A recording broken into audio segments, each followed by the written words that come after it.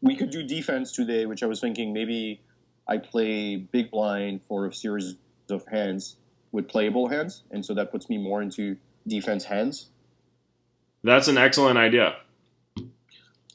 You also said you had thoughts you wanted to share before we started, or you said, remind me, I think I have thoughts on um, defense. So Right. So as you move up in stakes, you're going to run into more and more and more aggressive players. People that understand fold equity, they understand pot equity, and they want to put a maximum amount of pressure on you if they can narrow your range down to exactly one pair.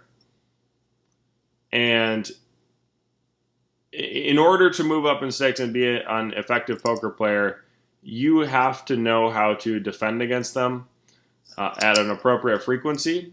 You have to know when to release. You have to know when to check raise.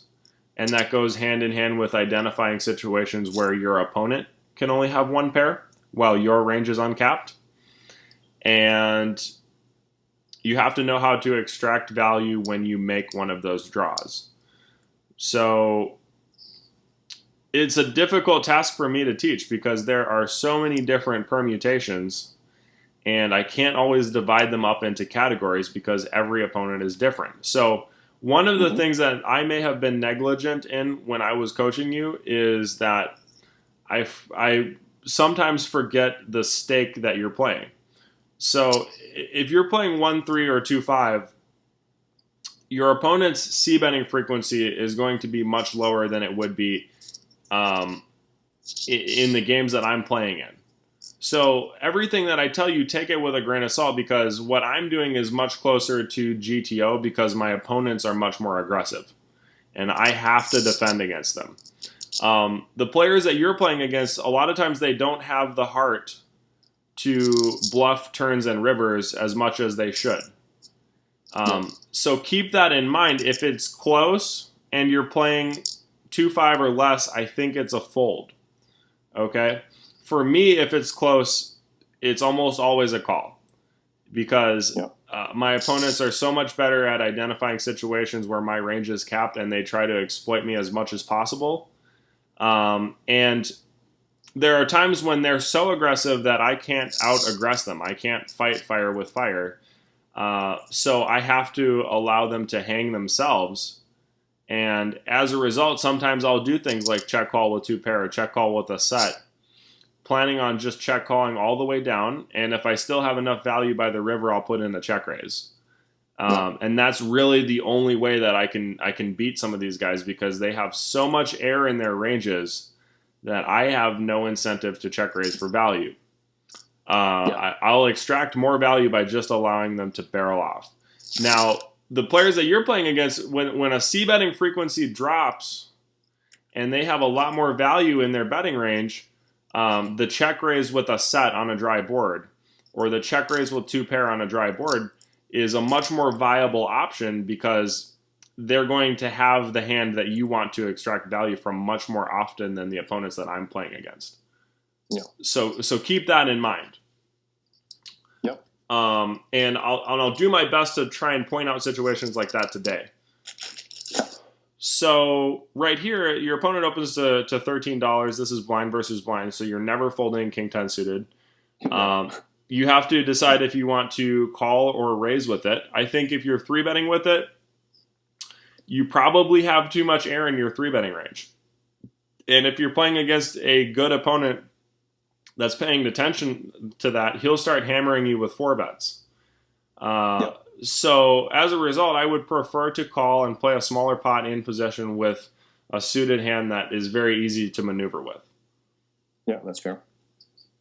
All right, I call. So what was the pot before he bet? It's 56. The pot is 56 after he bets, right? So he overbet the pot on this flop. It looks like it. So when someone overbets the pot on this flop, you have to fold king 10. But if he had bet 2/3 of pot or less, you would have to defend with that. Because a gut shot and an overcard is way too strong to fold when you're getting 3-1. But when you're not even getting 2-1, you need to get out of there. All right. So pick your battles. You don't need to go crazy. Now, This you would raise on here.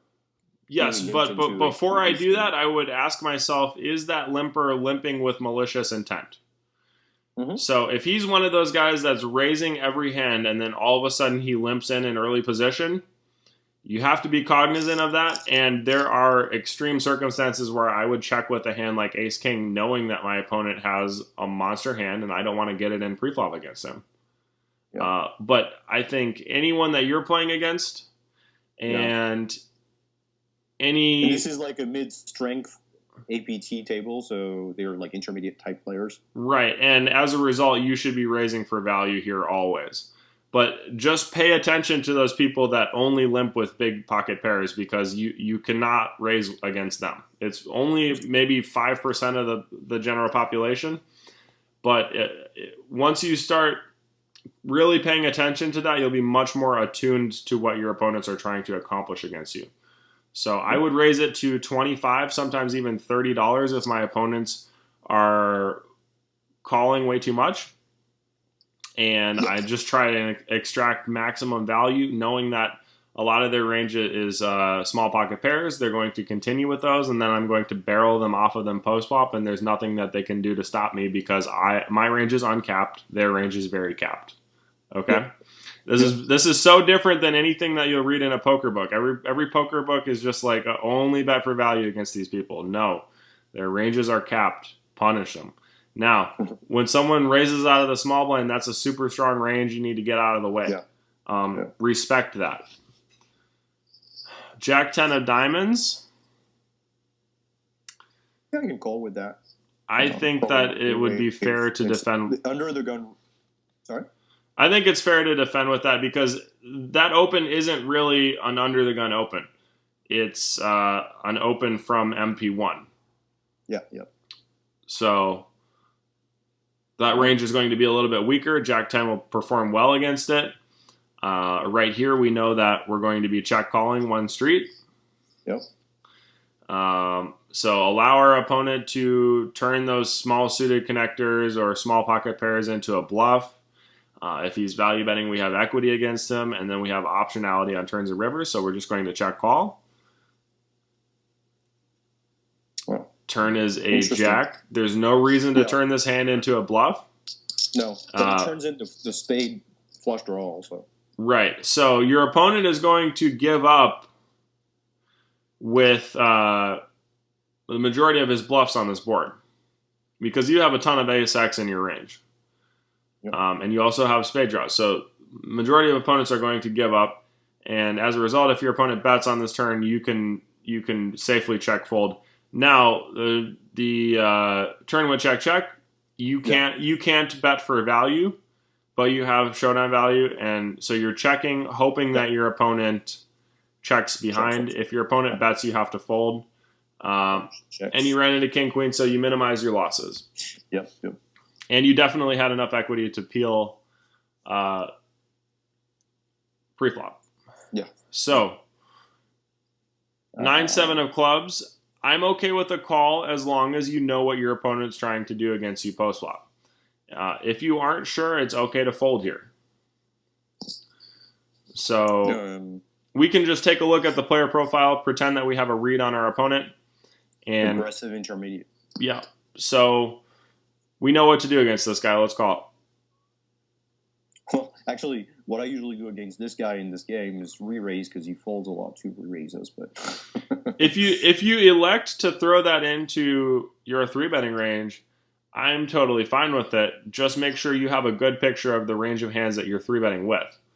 So I would prefer to take a hand like King Deuce suited out of the big blind and really, really polarize my range. So take the suited hands that do not perform well out of position as a call and 3-bet with those, and then 3-bet with the rest of your value hands. And take a hand like 9-7 of clubs, 7-6 of clubs, 6-5 of clubs. Call with that because it performs better out of position. You're going to flop enough equity, and it's going to be easy to interpret how much value you can extract on later streets. Does that make sense? Yep. Okay, so I would prefer to call. 3-betting would be fine, but I just think that calling with 9-7 of clubs helps our range a little bit better. And I think if we put this into Snowy, the EV of raising and calling would be very similar. But we just have to ask ourselves what's best for our range. You don't need to put it into Snowy. That'll be too time consuming. So my thought process is just a call. So here, perfect. Let's check to the guy that has a range advantage. He bets the pot. Now we have to ask ourselves, what are we trying to accomplish on this board? So we definitely have enough equity to check raise and get it in for as much money as he wants to put in there. And we'll be totally fine doing that. But we have to ask ourselves, are there better hands to check raise with as a semi-bluff, right? Would we be better off check raising with a hand like Queen 10 of clubs, which is really just Queen high if we don't improve? I think so. I would prefer to semi-bluff with hands like that. And I'd prefer to take a hand like 9-7 of clubs and throw that into my check call range so that I do have some flushes when I check call the flop. Mm-hmm. Does that make sense? Because some guys just like to throw all of their flush draws into the check raising range, and then they never have anything when they check call and their range is very capped, and I exploit that. Other guys, especially older players, never check raise with flush draws. So interesting. At that point, I could comfortably fold a jack if I bet and got check raised by one of those players, right? So you know what the optimal play looks like based off of all the time you spent in Snowy. Now you're just developing strategies to exploit opponents that are two face up. So as a result, I think check calling is the best play here. Yeah. Do you put when you basically fork your range within the flushed rows? Do you say, for example, the top 3 flushed rows are basically so ace king queen are sort of my check raising range here, right? So any flush draw you would have with ace king or queen, you would re-raise, and 7-9 on top of that you have a pair, so it has some sort of self-standing equity. Yeah, no, I think 9-7 has too much showdown value to turn into a bluff here. Even though we could comfortably get it in if we wanted to, I think it serves a better purpose as a check call. The range that I'd like to check raise with would look something like Queen 10 of clubs, 10-8 of clubs, King Queen of clubs. Hands that have a lot of equity. And then remember that you should also check raise with a hand like Queen 10 of hearts every once in a while. So that if the club comes in on the turn, you still have hands that you can bluff with. That's another mistake that even advanced players make. They're not thinking far enough ahead into the hand to balance out their range appropriately. You don't need a ton of combos of open-enders to bluff with, but you need a handful. And Queen 10 of hearts would be a great hand to do that with. Then also ask yourself, what hands am I going to check raise with for value? So for sure you want to check raise with a set of 9s and a set of 3s. Depending on who you're playing against, you might check raise with a set of jacks or jack 9. And then if your opponent is extremely loose, c-betting too much and defending against your check raise too much, you could even take a hand like ace-jack, especially ace-jack with the ace of clubs, and check raise with that for value. But that's more of an advanced heads-up concept that won't come up too often in the games that you're playing. All right. So I'm check calling here. Turn is the queen of clubs. So we're going to check again and allow our loose aggressive opponent to continue to bluff.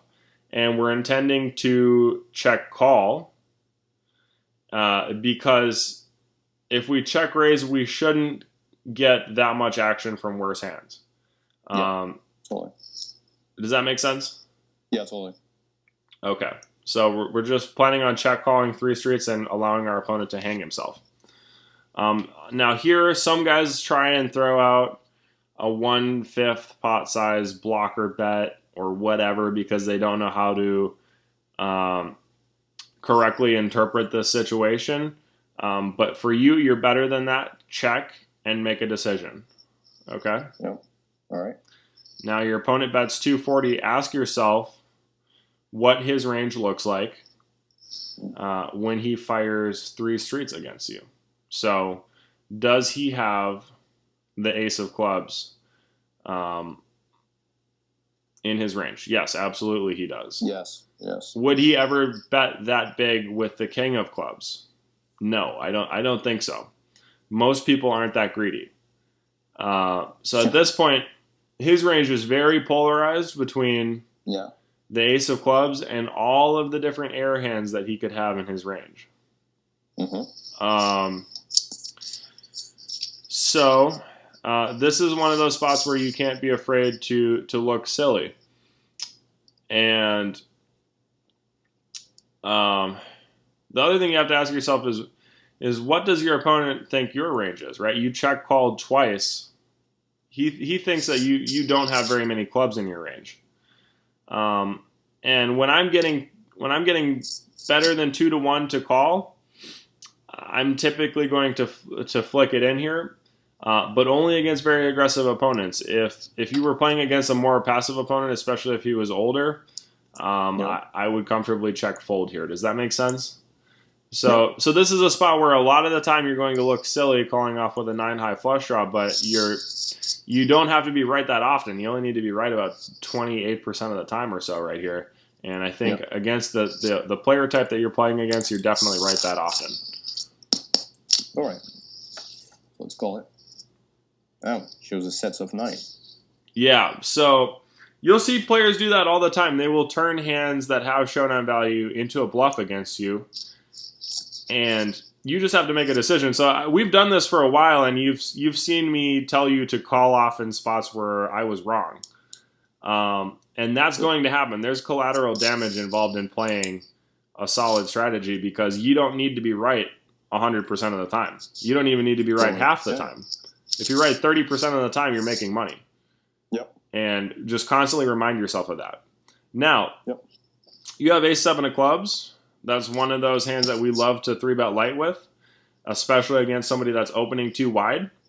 And we don't really care if he's calling too often or folding too often. As long as he doesn't 4-bet us, we're okay.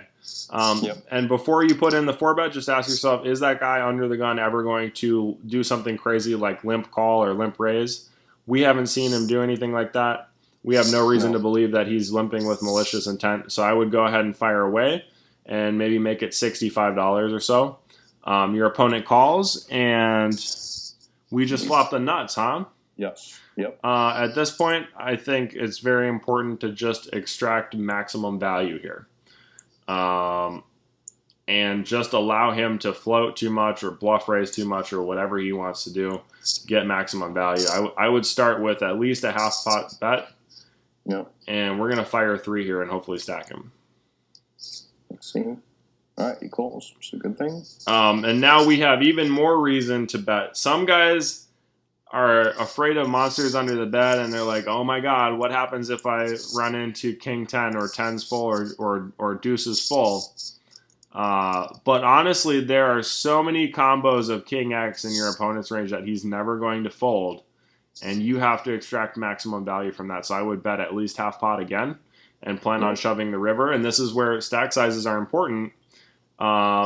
Set up your turn barrel so that you can get stacks in on the river if it doesn't pair the board again, right?